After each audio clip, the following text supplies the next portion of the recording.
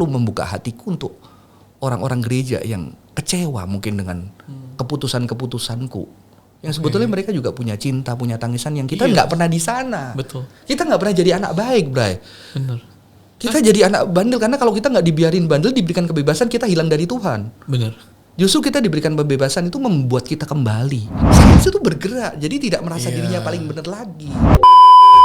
Hai, gue Brian dan welcome to Our Safe Space. Tempat aman di mana kita bakal ngobrol hati ke hati, ngomongin semuanya dari tantangan kehidupan dan perjalanan iman. Dengan satu tujuan, agar lu selalu ingat kalau Tuhan sayang banget sama lu. Sebelum kita ngobrol-ngobrol hari ini dengan temen gue yang spesial banget, jangan lupa subscribe YouTube channel ini ya, dan share ke semua teman-teman kamu. Well, tanpa lama-lama lagi, enjoy! What's up guys? Welcome back to Safe Space. Dan hari ini kita ditemani oleh the one and only Ko Johan. 2000 orang memberi tepuk tangan di studio saat ini. Ko Johan, thank you udah di sini, terutama dengan berbagai kegaduhan dan berbagai isu-isu keributan di luar sana. Gue mulai dengan ini, selain gue tentunya pengen tahu nih semua pada siapa sih Ko Johan itu. Please, introduce yourself. Gue mau meluruskan hidup lu, Bray. Johan ya, namaku Johan Nugroho. Saya melayani di SING, Sanctuary yang Hearted Nurturing Community. Sebentar, apa kok itu? SING. Komunitas. Itu kayak kebaktian kontemporer di satu gereja evangelical lah, gereja tradisional. Gua bantuin merintis. Oke. Dan satunya gua founder Vestige Community. Itu community buat siapa aja. Nggak ada doa, nggak ada baca firman. Gitu. Nggak ada baca Alkitab. Siapapun boleh datang, Kristen, non-Kristen. Kristen banget, agnostik boleh datang. I love it. Tapi kita lebih discussion topik-topik yang mungkin kita nggak bisa omongin di gereja. Jadi kita juga nggak rekam. Spiritual ya, berarti perjalanan spiritual atau kehidupan umum aja. Ya, filosofis, cultural, kita bahas feminis, kita bahas adopting cults, kita bahas bahkan virginity, kita pernah bahas kenapa virginity dibebankan ke wanita nggak ke pria. Jadi lebih ke arah di situ setiap orang bisa ngomong apa aja dalam perspektifnya gitu sih. Oke. Alright. Terus Ko Johan juga seorang pastor teologi yang lulus. Iya, saya S1 teknik. S1 teknik? Ya. Kayak biasa. Karena akhirnya panggilan ya. Sama kayak gue S1 juga. Ya. Bisnis. Tapi ya kita kan muka-muka Cina gini yang bisa cari makan lah. Kalau satunya teologi jadi apa gitu. Iya sih, dulu mama gue lu mau jadi apa? Jadi habis apa? teknik mau sekolah filosofi. Filsafat sempet mau. Oke. Cuma karena belajar kiri ya. Oke. Kiri-kiri mulai ragu iman. Ketemu satu dosen hamba Tuhan dari dan dia bawa aku ke STT. Akhirnya gue nggak jadi sekolah filsafatnya, cultural studies, gue ambil teologi, MD waktu itu. S2 teologi di yang ajarannya paling mendekati kebenaran. Kenapa bisa ada orang ajarannya paling keras, paling dalam, yang mungkin salah satu yang paling vokal sekarang dengan apa yang lagi ada di ini. Oke, tapi itu perjalanannya ya. Iya. Sekarang saat ini habis ketika keluar mendalami, sempetlah bikin satu church yang mungkin dianggap juga pemikirannya itu, ya. Tidak mainstream, tidak disetujui ya. Belajar Messianic Judaism waktu itu. Messianic Judaism, ya, Kristen Yahudi. Tapi akhirnya balik lagi, sekolah lagi, di reform lagi MTH, Master Theology. Oh, lu ngambil MDiv, abis itu ngambil MTH? Ya, MTH-nya 6 tahun. Nggak selesai maksudnya. Soalnya MDiv nggak bisa lanjut ke S3 teologi kan? Kayaknya nggak bisa. Betul. Kan. Dan nggak bisa jadi dosen waktu itu aturannya. Jadi gue pengen ngajar, jadi gue kayaknya harus ngambil MTH. Cuma sibuk pelayanan, ngurus orang, akhirnya MTH-nya nggak selesai. Selesai. Tahun lalu ya. Fokusnya apa? Oh, baru tahun lalu. Tahun lalu gue dalamin embodied spirituality. Ya lu sempat ngomong ke gue. Ini embodiment. Ya. Ini gue udah siapin buat episode berikutnya karena kayaknya lu punya panjang lebar tentang itu ya, tentunya. Itulah. I see. Dan sekarang juga berarti aktivitas keseharian Saya melayani tuh di Sing, tapi itu kan part time ya. Part time, oke. Saya banyak nongkrong sih nemenin orang-orang yang discipleship ya. Tapi berarti ngomong pastoral friendship semua lah ya. Friendship. Ini kadang-kadang itu yang gua lebih suka. Nggak tahu ya, kayaknya ketika ngelayani kan kita juga belajar ya dari orang-orang yang struggle sih. Kalau orang bilang ke gua, kok counseling dong, gue selalu bilang gue nggak melayani counseling. Tapi kalau ngopi, gas. Setuju. Kayak kerjanya ngopi. Iya. Sampai istri ngomel kadang-kadang, lu duit lu udah habis ngopi terus. Bawa aja ke rumah aja. Berarti saya sebelum kopi. kita mulai ini legit ya, lu legit ya kok ya. Lu bukan pendeta sesat, lu pendeta yang tersertified dengan segala teologi. Kan sekarang semua mempertanyakan ke teologian gue. Jadi ini hitam putih. Ini yang sesat nih. Gua sengaja pakai putih sih, Bro. Ini yang putih. Supaya gua nggak dianggap seperti lu. Jadi kita butuh percakapan oleh seorang pendeta yang bukan gue evangelis lah. Oke, evangelis. Cuma dulu di tradisi gue sempet di charismatic juga, gue PDM. Oh, berarti lu Tapi kalau kembali ke evangelical kan itu berarti harus lu punya background yang lumayan beragam dong ya, lumayan kaya. Reform ada, kecil bala keselamatan, Salvation Army, gede charismatic, belajar ke Reform, Messianic Judaism, balik lagi ke Reform. Oke, asik nih. Sekarang apa ya? Pembicaraannya asik nih. Tapi kan namanya perjalanan iman kan. Yeah. Gue dari dulu tuh bingung sama, at least setelah gue belajar dalam perjalanan iman dan teologi gue sekarang tuh takut banget untuk bilang ini adalah kebenaran dan di situ aja. Gue sekarang kalau bilang ini adalah kebenaran yang gue percaya saat ini. That's right. Artinya satu, gue percaya belum tentu benar. Dan lu gak harus percaya, makanya namanya gue percaya. Saat ini artinya, lu ngomong sama gue setahun lagi, mungkin akan berubah. Iya kan, jadi gue sangat berhati-hati banget. Ataupun kata-katanya gak berubah, tapi lu yang berubah. Artinya yang berubah karena pemahaman gue berubah kan. Gue dulu suka banget ketika gue dari charismatic kan ya. Gue belajar Reform, teologinya kuat banget. Dan gue balik ke gereja, ke teman-teman charismatic. Gue denger statement teologi yang paling mendekati kebenaran itu gue bawa banget, dan gue gampang aja ngomong teman gue, lu nggak bener tuh, nggak biblika, nggak apa, tapi ternyata itu melukai banyak orang sih, Bray. Dan akhirnya aku merubah ya pribadi gue ya, gue nggak paksain ke teman-teman, bukan teologi yang mendekati kebenaran, teologi yang merindukan kebenaran, karena kebenaran itu masih belum bisa ku dekat erat, jadi sebagai sebuah kerendahan hati yang aku rasa ya. Merindukan kebenaran karena gue masih human yang sangat bisa salah. Kalau kata pendeta Yakub Susabda, rektor gue itu Alkitab, kalau dia ya Alkitab nggak salah, tapi teologi itu kan sebuah struggle human, memahami God yang diwahyukan itu. Jadi itu sangat terbatas sebetulnya ya. Gue totally agree banget. Tapi merindukan. Sebelum kita masuk, kenapa menurut lu banyak sekali? Gue kayak lu bilang itu menyakiti banyak orang. Oh, gue sangat disakiti saat ini. Karena orang-orang yang hari ini bikin segala jenis video yang stitch-stitch itu, ini kebenaran, ini orang sesat. Kenapa kita kadang-kadang lebih suka, apa ya, kadang-kadang kenapa kita lebih suka untuk bilang ini kebenaran dan udah fix, gak mungkin yang lain tuh salah. Menurut lu? Kenapa ini bilang kebenaran? Karena sebetulnya sebagai manusia ya, kadang-kadang saya melihat, saya tidak menuduh itu semua. Kadang-kadang ketika sesuatu yang kita percaya dan kita udah bangun bertahun-tahun, ketika itu terserang, itu menakutkan. Jadi kalau secara psikologi, respon yang menakutkan fight or flight or freeze. Ya. Freeze itu kan bingung, dia shocking. Kalau fight sengaja fight. Tapi aku tidak mengatakan yang menyerang kamu semua ketakutan. Aku nggak berhak mengatakan itu gitu kan. Dan apa ya, menyerang tadi ya pertanyaan, kenapa itu penting banget? Karena itu sudah menyatu dengan embodied dengan kehidupan dia. Yang kadang-kadang mungkin shocking ketika ada statement itu keluar, langsung shocking dan segera merespon sebetulnya tentang sesuatu yang mungkin dari respon kamu sangat menakutkan atau sangat mengganggu respon yang itu. Oke. Ini menarik karena lu kan orang luar dalam masalah ini nih. Gimana gue lagi masalah. By the way, sebelum gue lupa, gue diingetin tadi harus mention Braka dan ini thank you so much sponsor. Dapat sponsor nggak nih? Enak. Oke, tapi yang gue ini mungkin lo bisa masukin juga. Yang gue penasaran, statement yang masalah gue ini kan karena dipermasalahkan karena gue bikin statement di acara-acara platform yang besar dan gue percakapan di sini juga. yang gue agak bingung. Sebelum kita masuk nih ya, karena gue lagi di tengah-tengah itu dan satu sisi gue ngerti, satu sisi gue bingung. Tapi yang gue bingung, gue kan tahu kita di Kristen kan dari paham yang berbeda. Reform, karismatik teriakin reform sesat, gini-gini. Reform teriakin karismatik sesat. Pendeta yang saling menyerang. Udah biasa. Gue kayaknya bikin statement yang dua-duanya menyerang kemana. Gue gak menyerang orang, gue gak ngomongin denominasi, gue bahkan tidak teriak ini kebenaran. Gue membuat sebuah statement yang keluar dari hati gue dengan santai, itu yang gue percaya.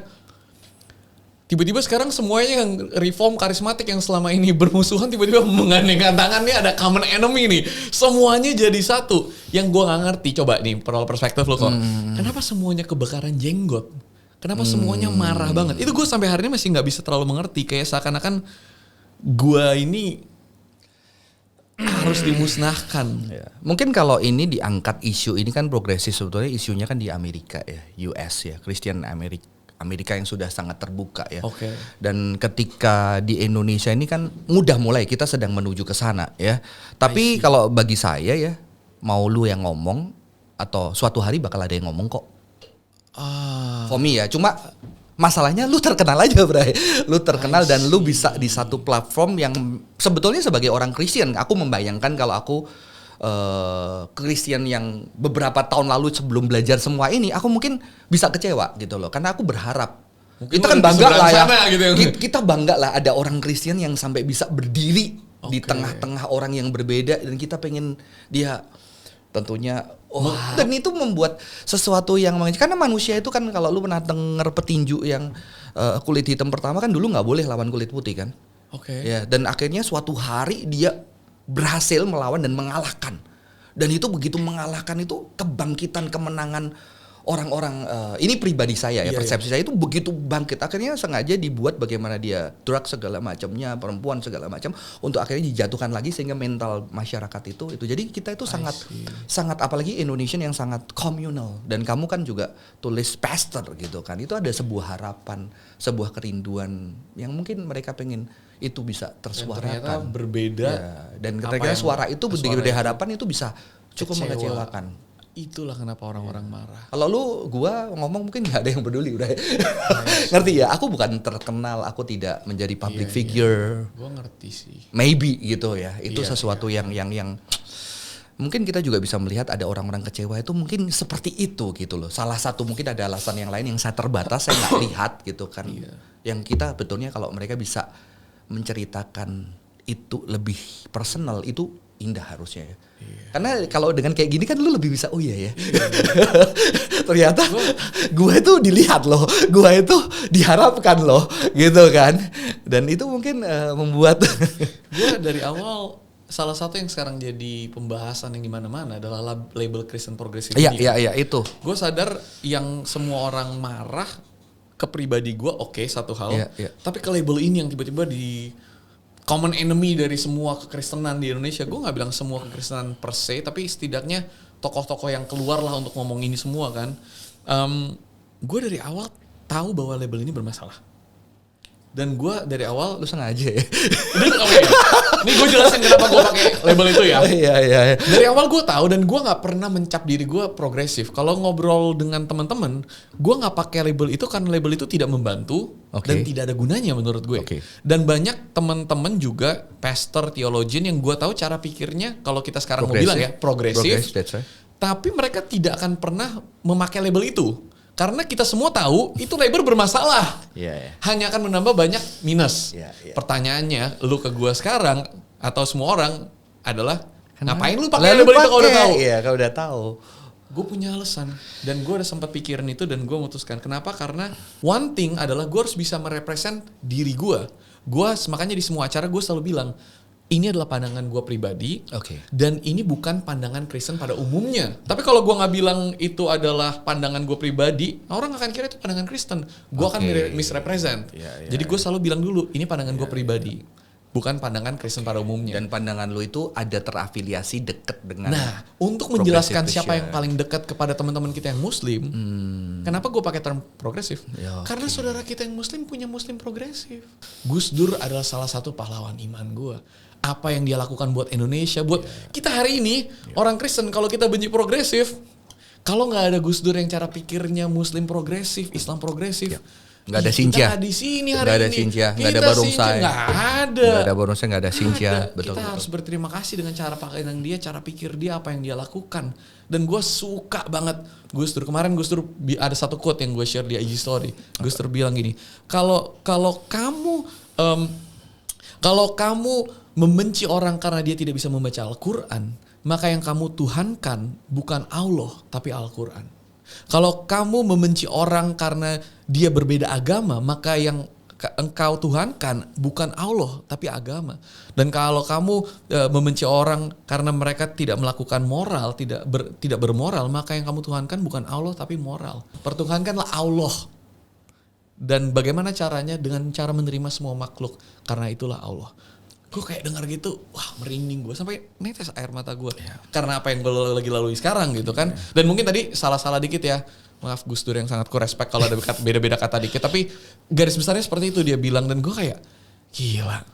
Jangan-jangan itu membuat gue reflect gitu kan. Anyway, kenapa gue bilang Kristen progresif? Karena begitu gue pakai kata progresif, yang mana di saat bersamaan, kalau gue disuruh mengkotakkan diri gue, maka mungkin yang paling dekat adalah progresif. Walaupun label itu bermasalah karena kotak itu gede banget. Definisinya beda banget. Dan tokohnya berbeda-beda. Beda banget. Dan juga saling ini kan. Tapi itu orang berasumsi, kalau lu bilang progresif, lu bakal semua dimasukin jadi satu kan. Gue enggak gitu. Ada beberapa hal seperti yang universal salvation yang kita bisa bahas habis ini, keselamatan untuk semua orang dan lain-lain. Gue juga ngomong di login itu. Tapi setidaknya kalau gue ngomong gitu, teman-teman saudara kita yang muslim akan ngerti, oh ini cara pikirnya seperti Islam progresif nih yang mengedepankan humanistik, yang percaya lebih besar Tuhan itu Allah itu lebih besar. Nah, ini versi Kristennya lebih mudah gitu. Jadi sebagai sebuah bridging untuk kamu mencoba menawarkan, merepresentasikan Kristen yang lebih moderate, kalau pakai bahasa itu moderate, yang sebetulnya lebih bisa berdialog, betul, ya kan, bukan judgmental untuk ini ya. Jadi sebetulnya sebagai sebuah pingin berbagi kabar baik, gitu. Itu kan, tujuannya. Coba opsinya apa kok? Gue bilang gue karismatik. Lebih aneh. Gue berarti nggak itu. Gue bilang gue reform. Gue bilang semua aliran. Gue bilang gue aliran apapun salah. Tapi kalau gue bilang gue nggak aliran, gue bakal dibilang ini Kristen umum gitu kan. Gue bingung. Ya, dan memang karena apa ya? Karena memang ini keyakinan kamu di tengah progresivitas yang banyak pilihan sebetulnya. Jujur saya asing terhadap kata Kristen progresif. Aku dengar baru ketika justru ini viral gitu kan. Ini viral, apa sih gitu kan. Oh, Kristen progresif gitu ya. Dan ketika mendengar itu, saya coba tuh search kan. Oh, ternyata saya membaca beberapa buku tokoh. Contohnya saya suka banget Brian McLaren. Itu kan salah satu tokoh Faith After Doubt. Iman. Maksud lu selama ini membaca sebelum progresif ada ternyata itu sudah tergolong progressive Christian sebetulnya. Karena memang besar. Saya membaca besar banget dan saya buku Brian McLaren ada baca 3-4 buku, saya rekomendasi dari salah satu dosen homiletik saya ya, Pastor Jason itu kan. Kita masuk ke sini yuk. Dan ketika yang menarik saya adalah ketika saya melihat di platform itu muncul kata bahwa salah satu pengaruh terhadap progressive Christian ini itu adalah, ini kan sebetulnya isu Amerika ya, isu Amerika. Itu adalah postmodern dan post-liberal theology. Nah, postmodern itu adalah sebuah aliran filsafat yang sebetulnya saya cukup berkenalan dengan postmodern, dan beberapa tahun lalu memang di kalangan evangelical, di kalangan reform cukup keras terhadap isu postmodern ini. Karena dianggap terlalu relativistik, pluralis dan segala macamnya. Dari tradisi teologi itu cukup keras sebetulnya terhadap postmodern gitu, Brian. Tapi saya akhirnya mencoba membaca postmodern ini gitu. Kita bahas yuk. Kita bahas di sini karena postmodern dan post-liberal ya. Post-liberal. Lu kan sempat bilang postmodern ini adalah sesuatu yang lu non-Christian ya. Saya cukup membaca lah. Gue bakal mulai dengan bilang gue bukan seorang teolog. Iya. Gue bukan seorang akademis. Gue sempat sekolah. Tapi lu ada mention ya kemarin sama Yere bahwa lu mention bahwa historinya itu pengaruh postmodern. Makanya lu ada mention di situ. Betul, progresif itu. Bukan cuma itu, tapi salah satu video-video, semua video yang melawan kawan gue ini, pertama gue nggak nontonin satupun. Menjaga mental health zen. Ya kan, gue cukup video 10 menit Brian sesat gini-gini. Gue kayak temen gue kan pada nontonin kan. Aku tontonin poinnya apa. Aku tontonin podcast. Gue gak nonton satu pun. Karena aku pengen tahu. Gila kalau gue nonton. Supaya ketika nonton aku bisa lihat perspektif apa yang belum dibicarain. Jadi aku bisa tanggung responsibel lah ya. Betul. Gue tahu dari awal kira-kira apa yang bakal ngomongin. Karena kan gue sampai di sini karena gue udah mengkaji semua itu kan. Tapi karena kebanyakan videonya teriak-teriak, gue kayak gue ada teman-teman gue yang kayak coba lu dengerin dong poinnya apa sih? Oh ya udah gini. Oke. Gak jauh-jauh karena kan gue kan berangkat dari paham itu sampai sekarang gak bisa gini. Nah, mungkin kita bahas sedikit postmodern itu ya. Postmodern progresif ini karena kan memang correct me if I'm wrong ya. Tapi gerakan progresif ini kan dimulai karena ada beberapa orang yang berpikir kritis dan mulai mempertanyakan, oke, kita nggak bisa telan Alkitab mentah-mentah, kita harus melihat konteks dan lain-lain. Nah, kalau yang gue nangkep adalah basic pemikirannya memang postmodernism, ya. Benar kan? Dan post-liberal. Post-liberal. Juga jadi bukan liberalisme. Jadi aku mengkoreksi yang kemarin Brian sempat bilang ada liberalisme. No, post-liberal. Karena post-liberal itu merevisi liberalisme. Kita coba definisinya. Ini mungkin kan gue juga kita teman-teman kan pasti banyak yang mungkin kalau ngerti nggak ngerti katakan ya. Mungkin nggak ngerti, bahkan cuma ngerti tentang progresif lah postmodernisme itu denger dari pendeta yang track tadi yang kayak postmodernisme masuk neraka, progresif masuk neraka, liberal masuk neraka. Dan itu yang saya sedihkan ketika dulu melihat postmodern itu sering dituduh bahwa postmodern itu memang postmodern bukan orang Kristen ya sebetulnya.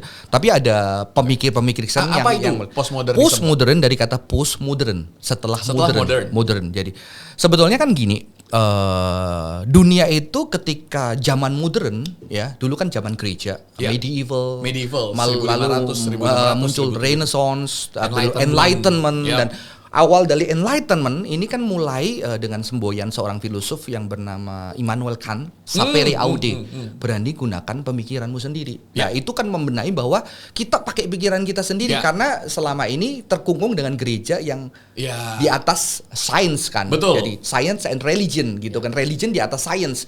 Nah ini mulai nih bergerak, walaupun sebetulnya akhirnya ketika bergerak ini sains itu menjadi kemampuan manusia berpikir itu puncaknya di modern. Ada seorang tokoh yang namanya René Descartes, cogito ergo sum, aku berpikir maka aku ada. Dia raguin semua sampai dia bisa satu yang nggak diraguin, aku yang sedang ragu. Disitulah mulai critical thinking membangun penemuan-penemuan sains terbesar di dunia itu terwujud. Enlightenment itu menuju kepada modernisme. Modern. Jadi Enlightenment dulu. Dari Renaissance sebetulnya. Betul. Renaissance, dan kita kalau lihat sejarah reformasi Protestan, Renaissance itu yang menekankan humanisme sangat berpengaruh sebetulnya. Makanya kan mereka mengkritik otoritas gereja yang sudah salah sebetulnya. Di waktu itu sehingga Luther berani mengatakan sola scriptura. Pada zaman itu ada satu semboyan back to the source, ke ancient Greek philosophy, Aristotelian philosophy. Nanti itu terlalu pusing lah, itu kelas. Nah, ketika modern ini science, ini religion, ini science. Enlightenment menangkat science bahkan akhirnya kan modern itu science di atas religion. Ini objektif nih. Ini subjektif ya itu kan. Sampai tahun itu abad 19 2000 ya. Sampai 2000. Ketika 19 itu kan puncaknya dan semua penemuan itu. Tapi mereka juga lupa bahwa pendidikan intelektual juga mereka menuduh bahwa ketika ada religion itu sains tertindas. Tapi jangan salah, gereja juga menghasilkan banyak pemikir sains karena sekolah kan awalnya dari gereja. Ini juga ada propaganda nih dari sains gitu loh. Lah akhirnya sains itu begitu tinggi ya, ateisme berkembang tuh abad 19 sebetulnya. Lah ketika itu akhirnya semua ukuran itu sains dan orang berharap banget sama sains kan. Dan religion mulai subjektif, ini objektif. Ini kan masalah iman, ini masalah reason, faith and reason kan, Jadi dia diangkat tinggi nih. Lah ketika itu berkembang, muncul liberalisme di Amerika. Liberalisme yang menekankan, ayo kita lihat Alkitab itu scientific nggak, historis nggak. Oh jangan-jangan ketika orang nyebrang itu nggak mujizat, tapi dia nyebrang ke laut yang datar, yang di bawah. Oh 5.000 orang itu nggak dikasih makan, tapi orang Yahudi masa pergi nggak bawa makanan, pasti bawa, cuma mereka sembunyi, tak ada anak keluarin, dia keluarin. Jadi mereka mencoba membaca Alkitab reasonable. Jadi dinaikin lagi. That's right. Nah, tapi mereka melihat Alkitab ini mereka untuk bisa menerima Alkitab mereka harus pakai reason. I see. Itu liberalisme. Liberalisme, sehingga ini kan menggoyangkan, mereka mulai mengkritik Alkitab. I see. Nah, disitulah muncul fundamentalisme di Amerika. Untuk melawan itu. Melawan liberalisme gitu loh. Jadi fundamentalis yang mengatakan Alkitab firman Tuhan, dan menurut pendapat saya fundamentalisme membangun juga dengan pembuktian-pembuktian sains untuk membuktikan bahwa Alkitab itu benar dan segala macam. Ya. Cuma masalahnya di era itu kan orang berharap kepada sains, kepada pengetahuan, kepada proses. Kalau evolusi kan harusnya tambah puncak kan. Yeah. Tapi kok perang dunia. Tapi kok inhuman. Tapi kok mana ternyata religion itu sains ketika berkuasa terjadi injustice, pembuktian bahwa orang tertentu memang ditakdirkan secara genetik untuk satu untuk berdua. Di sini justru sains itu mulai digempur. Sains mulai dipertanyakan karena sains itu menjadi a new religion. Agama baru yang merasa diri paling benar. Justru mereka mengkritik liberalisme, mengkritik sains. Cuma masalahnya ketika Christianity dibangun berdasarkan fondasi sains, kena kritik juga sama postmodern kan. Nah, masuklah postmodern ini. Iya, postmodern itu mengkritik postmodern setelah modern ya, harus 20 ya, 2021. Aku agak lupa. Postmodern setelah modern. Cuma memang kata orang-orang postmo itu nggak suka disebut postmo. Ya, ada juga poststrukturalis tapi lebih rumit lah, kan beberapa digolongkan poststrukturalis, postmodern, tapi kita terpaksa lah pakai kata postmodern. Karena bagi mereka postmodern itu sebagai sebuah postmodern itu tidak bisa dikungkum dengan satu konsep karena pemikirnya tiap orang itu beda-beda. Itulah ciri khas postmodern. Makanya kan progresif Kristen itu kan menghargai perbedaan. Susah. Makanya progresif Kristen Brian, tunggu dulu. Brian yang mana? Apakah mewakili gitu? Dalam hal apa? Betul. Jadi justru orang postmodern itu tidak suka disebut modern karena ketika lu nyebut postmodern, kamu udah pakai logika modern. Iya. Ngerti nggak sih? Iya. Lu postmodern, kita nggak mau. Kita justru mau meninggalkan logika yang judgmental itu, yang akhirnya kamu kurung orang dengan kata modern gitu kan. Dan itu masalahnya daripada pada era itu sebetulnya. Jadi itu postmodern mengkritik dan akhirnya kena juga tuh Christianity yang dibangun berdasarkan modernisme. I see. Makanya kita berusaha membuktikan semua scientific dan segala macamnya. Oke. Nah, apa lagi ya? Berarti cara pikir cukup jelas gak? Lumayan. Ya. Berarti cara pikir postmodern itu ciri khasnya adalah kalau mengkritik masuk ke dalam gereja otoritas. atau dalam agama itu adalah mempertanyakan, mengkritik, mempertanyakan, terutama kalau ini banyak, makanya terpaksa berat ya. Betul. Karena kan In ada contoh yang aku baca, ada Derrida, ada Foucault, mungkin nama-nama aneh, ada Lyotard mengkritik metanarasi, Derrida menggunakan dekonstruksi. Kan kita lihat progresif juga pakai deconstruction kan. Ya. Dekonstruksi itu sebagai sebuah kritik ketidakadilan sebetulnya. Contohnya ketika kalau di dalam filsafat Derrida bahas language itu dilihat lebih tinggi daripada tulisan, ujaran, omongan itu lebih tinggi karena tulisan kan salinan, terbatas. Terus pria, wanita, Tuhan, manusia, apalagi rohani, materi. Dan di situ dia mulai menggunakan dekonstruksi itu untuk menaikkan derajat daripada yang dikritik itu. Makanya mulai ada kesejajaran feminisme mulai muncul, kritik terhadap ketidakadilan yang terjadi. Nah, dalam hal ini kalau itu sebuah kritik kepada ketidakadilan, berarti kan seharusnya itu bukan sesuatu yang begitu buruk. Karena kan sekarang cap yang ada di luar atau semua konten-konten, semua yang berhubungan dengan progresif, berarti kita masukin postmodern juga di golongan ini ya. Pemikiran postmodern terhadap Alkitab, itu sesat lah, itu masuk neraka, pengajaran palsu. Menurut lu gimana kok? Banyak pemikir. Menurut lu bisa ada contohnya itu? Ada Michel Foucault itu mengkritik tentang kekuasaan secara merti. Dia bilang bahwa 3 institusi yang berkuasa, sekolah, penjara, rumah sakit karena seragam, ada aturan, ada yang harus ditaati. Itu memang lebih radikal kritiknya. Tapi ada tokoh-tokoh Levinas. Nah, gue tuh suka Levinas itu filosof Yahudi. Yang ini bayangin ya, kalau mereka kan ini gara-gara ngelihatnya secara modern gitu loh, nggak lihat personnya, pemikirannya apa. Pasti tentunya dalam Levinas itu ada hal yang oke, tapi ada hal yang kita nggak bisa terima. Dalam hal ini kita nggak bisa terima. Ini kan nggak bisa secara postmodern sesat. Sama kayak ini kita semua ini orang Indonesia suka dangdut kan nggak bisa gitu loh. Itu kan sebuah injustice sebetulnya. Gitu kan. Lah, aku kasih contoh, kalau aku memang aku ketika awalnya aku juga mengkritik postmodern itu pluralis segala macam. Memang ada elemennya. Bukan pluralis, sebetulnya mengkritiki orang yang ngerasa dirinya paling benar. Ya. Itu masuk akal, itu juga. Itu tapi berarti lu ngerasa diri paling benar? Enggak juga. Betul. Enggak juga. Berarti gue postmodern banget. Soalnya gue salah satu kritik gue gitu kan. Jangan merasa yang paling benar. Right. Tapi semua orang bilang gue merasa yang paling benar. Gue enggak. Gitu, ngerti ya maksudnya ya? Iya. Tapi apakah permasalahannya apakah bisa iman bertumbuh di sini kan banyak orang karena sudah terlalu takut gitu ya. Sehingga ketika membaca ini kan mulai ini nih postmodern ini nih gitu ya. Jadi jujur ketika aku ngomong aku cukup postmodern ya belum tentu positif semua orang Kristen gitu kan. Tapi aku postmodern pun itu kan sebuah problematik kata itu. Tapi contohnya gue bisa dapat sesuatu ini, Bray. Ini aku sempat cerita tuh sama Kicks. So Derrida itu seorang disebut bapak postmodern lah, walaupun dia nggak suka kata postmodern, dia nggak suka difoto, dia nggak suka diwawancara. Tapi suatu hari menjelang akhir hidup dia itu diwawancara, diwawancara terus dia ditanya, Derrida, bagaimana perjalanan cintamu dengan istri? Wah, nanya filosof kan beda ya. Terus dia itu diem, aku bahasakan ya, aku nggak bisa detail karena lupa udah betul, lama. Pasti. Terus dia diem. Kenapa tanya itu? Kan kamu memvideo aku 2 jam. Ya. Terus bagian untuk kisah cintaku itu 5 menit mungkin 2 menit. Dan aku sudah menikah sekian tahun dan aku suruh menceritakan ke dalam beberapa menit. Pasti aku gak adil. Gak adil karena aku akan pilih yang aku pikir baik.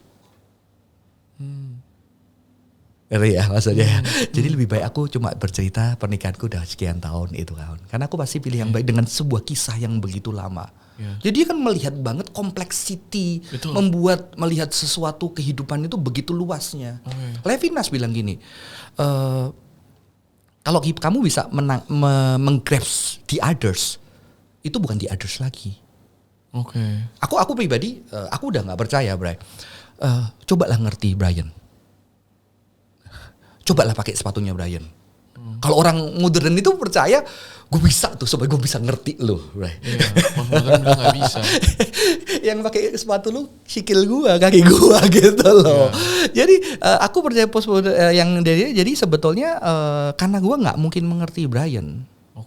Aku terbuka untuk Brian menyatakan diri.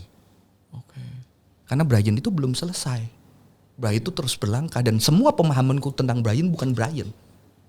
Nah ini kan sesuatu yang membuat ketika kita kesel sama orang di gereja, dia belum selesai. Semua pandanganku terbatas dengan kisahku. Yang aku harus memberikan ruang. Yaitu istilah titik koma itu gitu kan. Jadi ini Levinas loh. Jadi kalau kayak gini, apakah ketika kita mendalaminya bertentangan istilahnya dengan Christianity? Firman Tuhan. Tuhan bilang apa? Lu keturunan Israel, lu itu orang keturunan orang beludak, tapi jika hari ini kamu dengar suaranya, jangan kerasin hati. Kan nggak bisa kita selalu punya konsep. Gue punya konsep tentang Brian, tapi konsep gue selalu harus open ended lah. Ciri postmodern itu open ended, belum selesai, jangan selesaiin. Wow. Ini jadi kelas filsafat ya. Keren. Jadi kelas filsafat dan gue udah ngomong gitu kayak. Termasuk kita juga harus perlu mendengar, Bray. Maksudnya gue ini sebagai ngomong, makanya gue juga terbuka. Aku simpati karena gue pernah dalam tanda kutip sesat. Lu pernah disesat-sesatin juga kok? Nggak ada gereja yang terbuka. Aku pernah di sana gitu ya. Makanya aku mungkin lebih bisa transparan. Tapi aku juga perlu membuka hatiku untuk orang-orang gereja yang kecewa mungkin dengan keputusan-keputusanku. Yang sebetulnya mereka juga punya cinta, punya tangisan yang kita nggak pernah di sana. Betul. Kita nggak pernah jadi anak baik, Bray. Bener. Kita jadi anak bandel karena kalau kita nggak dibiarin bandel, diberikan kebebasan, kita hilang dari Tuhan. Bener. Justru kita diberikan kebebasan itu membuat kita kembali. Iya. Kalau mereka diberikan kebebasan, hilang. Sehingga banyak teman-teman kita yang dikasih kekuatan untuk menjaga. Jadi aku waktu melayani ada anak-anak yang suka dengan teman-teman yang dilayani dan dahsyat dengan teman-teman yang sangat cukup tertutup. Tapi ternyata ada yang nggak bisa dan harus ketemu orang-orang kayak gue yang memberikan ruang untuk bereksplorasi, bahkan istilahnya di jurang itu kalau di jurang lu ke jurang dulu, dia harus lihat dulu mana aja jurang, iya jurang serem baru balik gitu loh. Iya. Lu kan kayak gitu kan.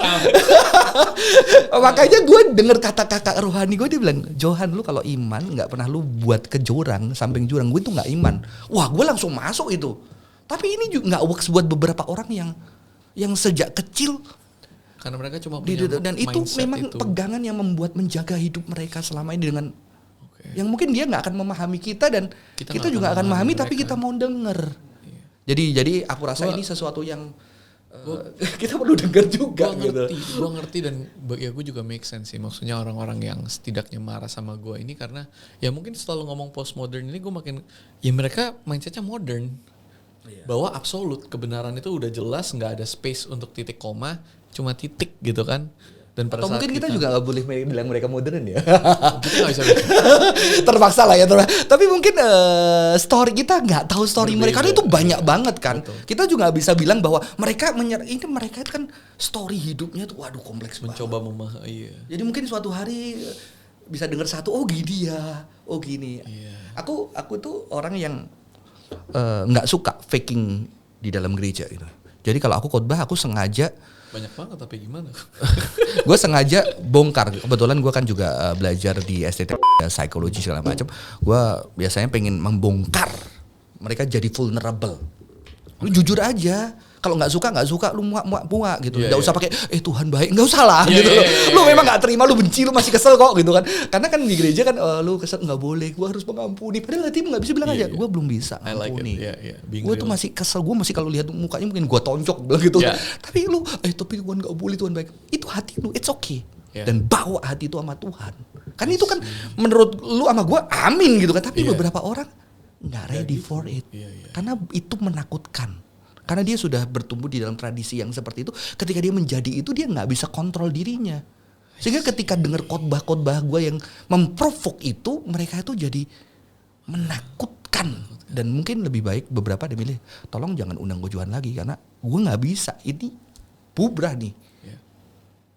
Itu kalau dari perspektif secara psikologis ya. Jadi gue ngerti sih juga.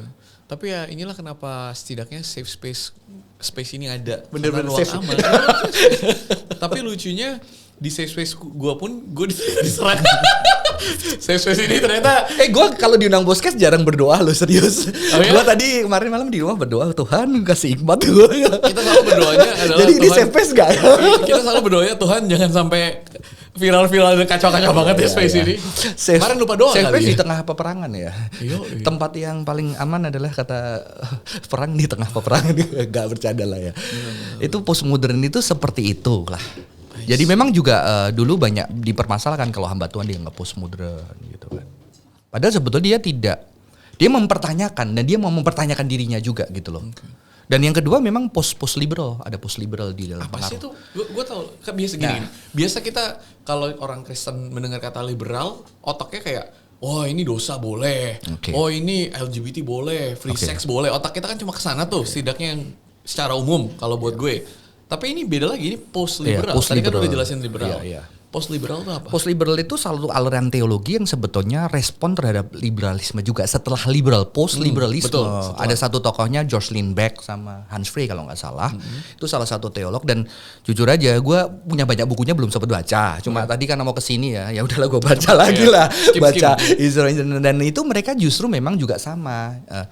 Jadi aku kasih contoh ya, mungkin sebelum ke post liberal dulu. Jadi dulu itu gini, right? Kalau orang mau meneliti sains kan yang paling tinggi tuh.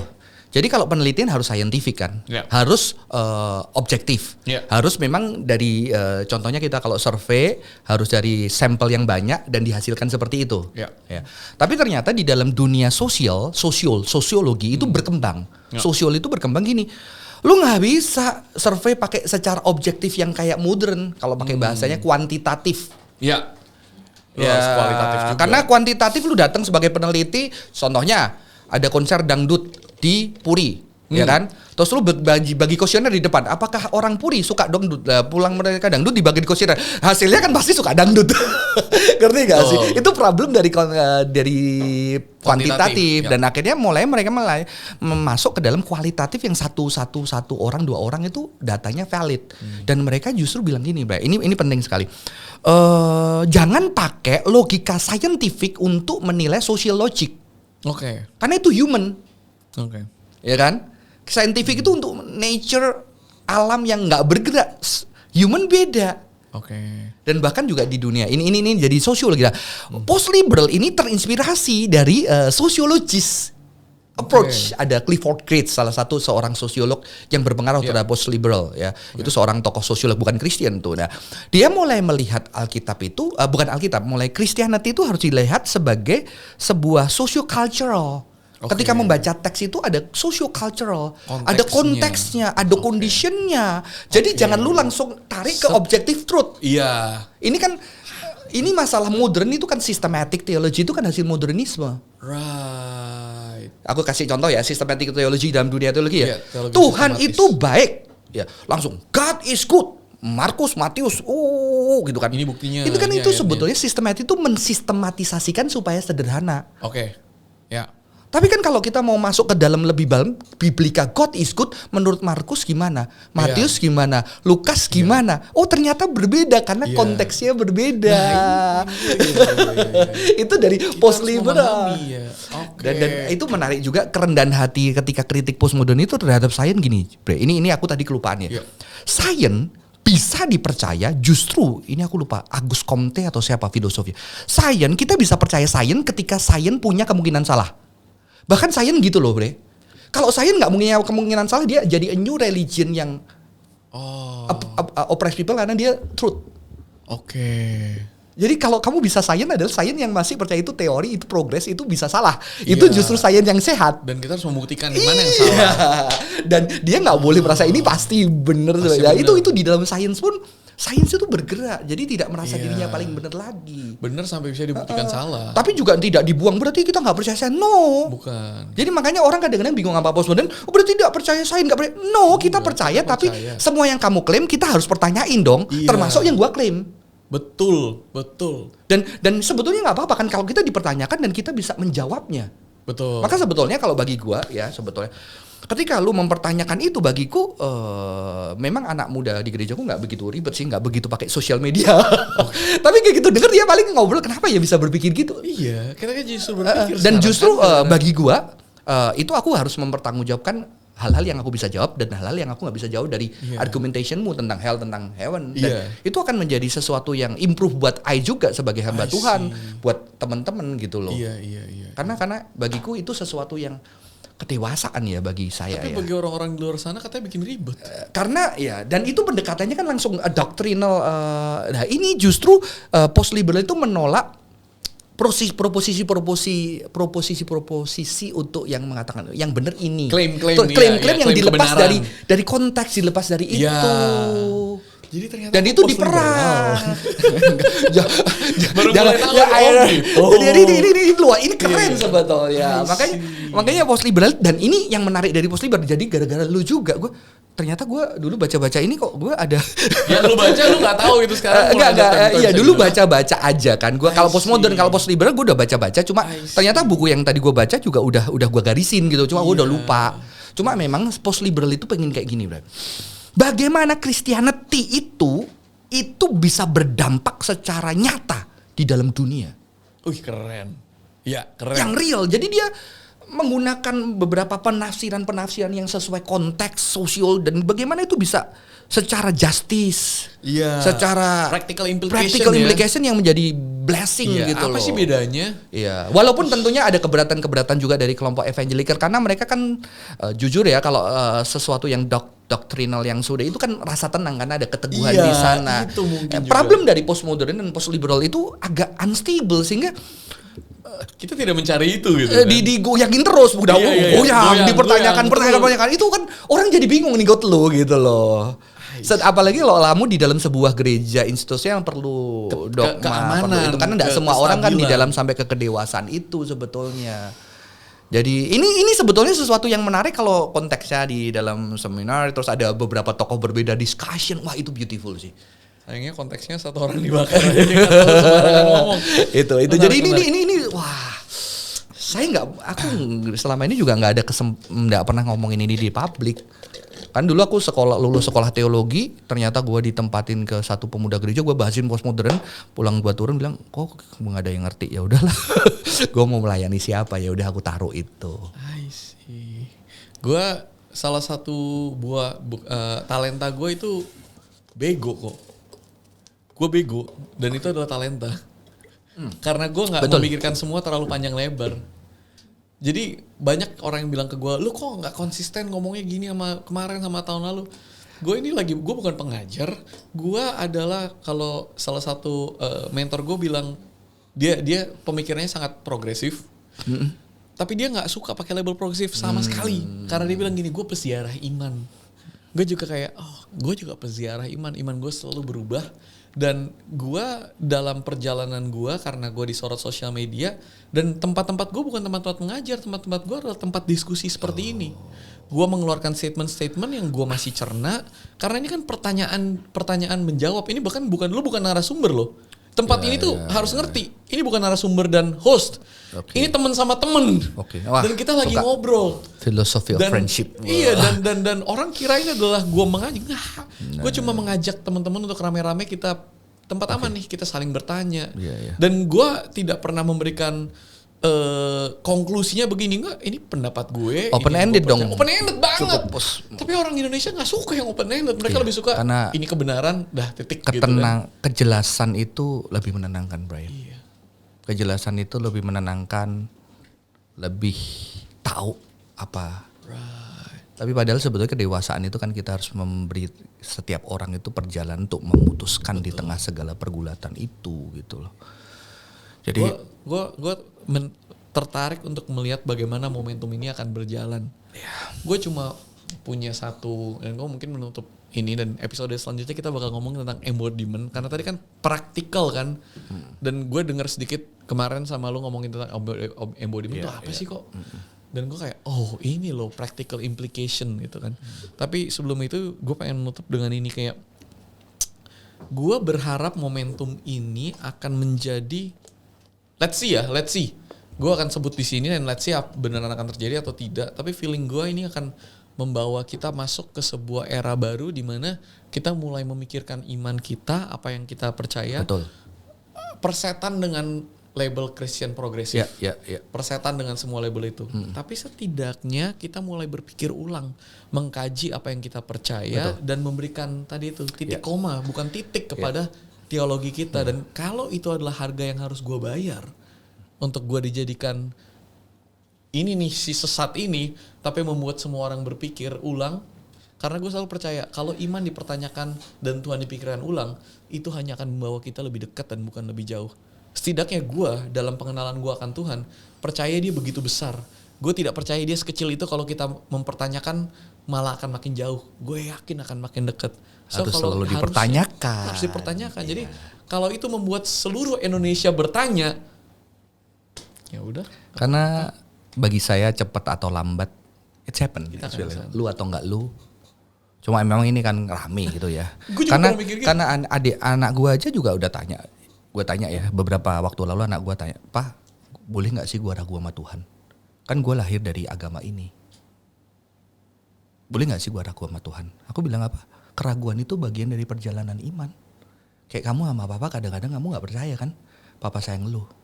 Dan kamu bertanya, tapi suatu hari kamu bergerak lagi, kamu menjadi percaya. Suatu hari kamu kesal, itu sebuah perjalanan. Untuk kamu mengerti. Ya, cinta itu, Papa sayang kamu. Kegerakan ini untuk mempertanyakan tentu pasti. Gue juga, yang kayak lu bilang, pasti akan masuk satu hari kan. Ya. Sudah kok sebetulnya bukan. Tapi anjir kenapa gue ya? Kenapa gue bujumu wajahnya dan gue yang harus dibakar? Ya, mungkin karena aku nggak terkenal, Bray. Nah, aku karena sebetulnya aku kasih contoh lah. Aku kasih contoh. Aku berjumpa dengan anak-anak yang memang mungkin tidak bisa bersuara di gereja. Karena mereka takut ketika di gereja tidak punya safe place. Seorang anak yang bertahun-tahun di gereja tapi sebetulnya nggak percaya Tuhan. Ternyata dia pelayanan, dia mimpin kelompok kecil. Sampai dia lulus kuliah gak percaya Tuhan, tahu bisa datang ke rumah. Kok sebetulnya gue gak percaya Tuhan. Jam 11 malam, ya gak apa-apa. Hah? Lu gila ya? Kan kamu orang yang tidak percaya bersama orang Kristen. Hahaha, saya bilang gitu. Saya bilang, it's a journey. Ya, journey, jalanin aja. 2 tahun kemudian Tuhan bekerja gitu kan. Bahkan aku punya adik-adik bimbingan sampai sekarang gue belum bisa merasakan Tuhan. Ya gak apa-apa lah lu cari gue yang masih berdosa ini. Jadi itu sebagai sebuah perjalanan yang real. Apakah kita sebetulnya, jangan-jangan sebetulnya banyak keraguan juga kita. Saya pribadi. Emang gak pernah ragu, jangan-jangan ini yang gue salah. Tapi di dalam keraguan, ini loh Bre, yang gue suka ternyata ini yang pengertian kita itu terbatas. Jadi kalau dulu ya istri gue kan pengen mencoba ngerti gue, ya maka dia bilang, oh ternyata suamiku ADHD, pantas barang jatuh terus, dia bisa nerima gue, ya kan? Itu masih modern. Untuk dia bisa nerima gue, dia perlu punya konsepnya ada. Dia perlu punya gitu kan. Tapi lu halus ke satu sampai titik itu sampai satu titik, right? Gue nggak tahu. Gue udah bapak gue selingkuh, ada anak, mama ada orang. Bapak gue selingkuh, keluarga gue, bantaran hidup gue hancur karena dia. Gue nggak tahu, gue ada banyak alasan untuk ngatain lah, benci dia, nggak peduli. Tapi kok gue tetap cinta dia. That is, bagiku that is religion. Orang Kristen banyak doa nggak dijawab kan, banyak kekecewaan kan. Tapi kok kita tetap ikut dia. Bagiku itu yang pemahaman kita coba mengerti nggak bisa ngerti. Termasuk mungkin konsep hell. Yang gue nggak ngerti, gue nggak bisa terima kayak lu gitu kan. Yang aku menerima ketika aku melihat di dalam Alkitab ada simbol-simbol segala macamnya. Tapi aku tetap, apalagi nanti kalau itu pesan itu beda lagi nanti. Aku tetap percaya sama dia. That is bagi itu spirituality yang beyond logic. Bukan nggak pakai logic, beyond logic. Justru lu udah pakai logic sampai mentok di situ lu lepatin. Titik koma. Semoga setiap dari kita, apapun perjalanan iman kita, mau lu datang dari sisi yang mana, punya teologi apa, tapi perjalanan ini terus memperbaharui pengertian kita tentang Tuhan, pemahaman kita tentang diri kita, tentang apa yang kita percaya. Itu sih harapan gua pribadi, harapan YouTube ini bisa menjadi safe space buat kita semua. Great conversation, thanks for being here Ko Johan.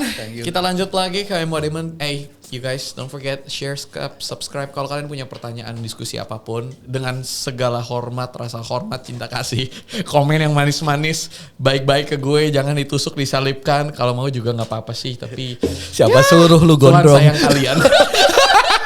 Jangan lupa share. Thanks for watching. See you guys in the next episode. Love you guys. Thank you Ko Johan.